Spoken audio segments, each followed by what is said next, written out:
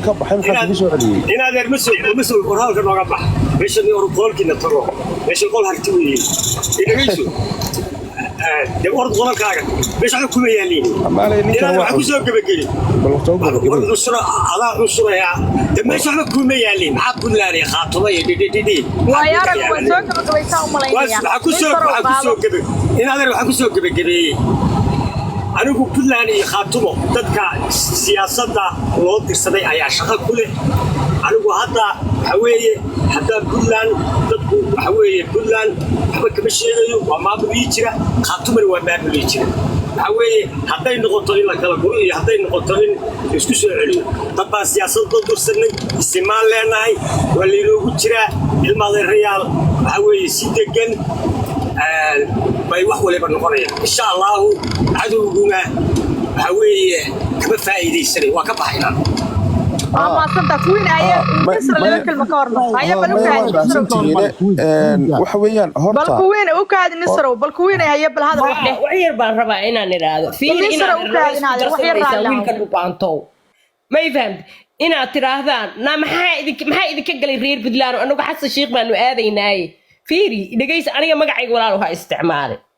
waxa tirtal waalaya ma fahanta shalay markii siyaad bare muxuu hayay reer Puntland ku soo duulayay anaga isaaqa jamaadan wada samaysan dadkuna waa Soomaali cunsuriyada saa'idkaana waxa ma tarto Soomaalina waa istagaasha waan heshiisa ma fahantay marka ina adeer adigoo ina adeerkaya iga socdo idiidan marka muxuu hayay shalay muxuu hayay aniil walaal kuugu imid waxa hadda kii meesha ka tagay oo halkan ka jooga wuxuu yiri seed reer Puntland buu yiri seed reer Puntland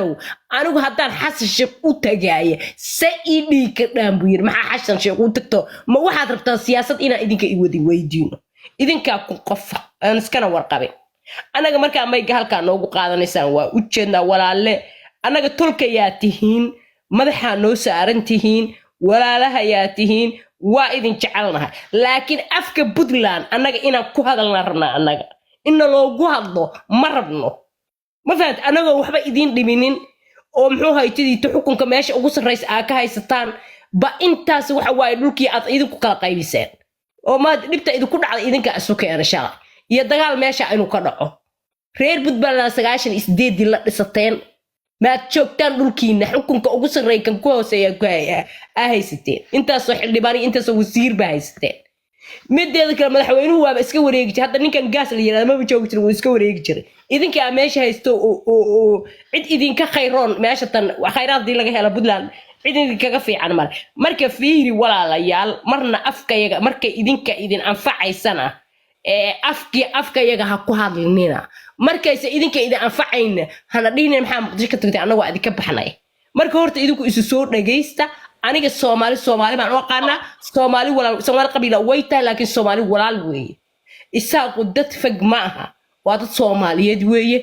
ma fahmaysaa wax dagaal anaga isaaq naga dhaxeeyana ma jiraan ma fahamtay oo naga dhaxeeyay ma jiraan dad Soomaaliyeed weeye guriyahayga carruur waa wada dhalin ilmahan isaaqa waan wada dhalin guriyahayga wada joogaan ما هنقولنا ده لكن والله ولا شيء أنا عرّ إسحاق